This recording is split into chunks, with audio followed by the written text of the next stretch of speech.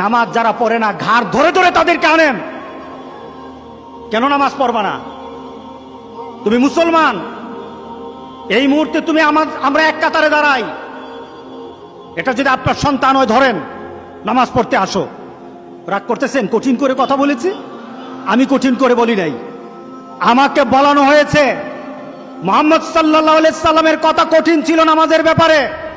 কেউ যদি আমার কঠিন কথাকে কঠিন হিসাবে নেন তাহলে রাসূলকে কঠিন বানাতে হবে।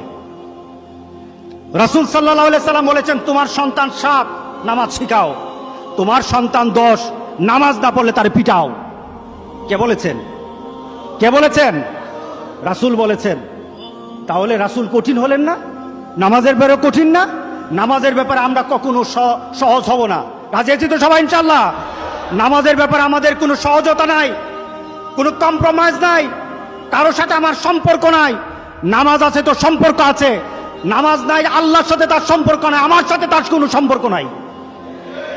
আপনি ঘোষণা দেন, পরিবেশ সুন্দর হয়ে যাবে, তওবা কবুল হবে, আল্লাহ আমাদেরকে রক্ষা করবেন, আল্লাহ আমাদেরকে রক্ষা করবেন ইনশাআল্লাহ।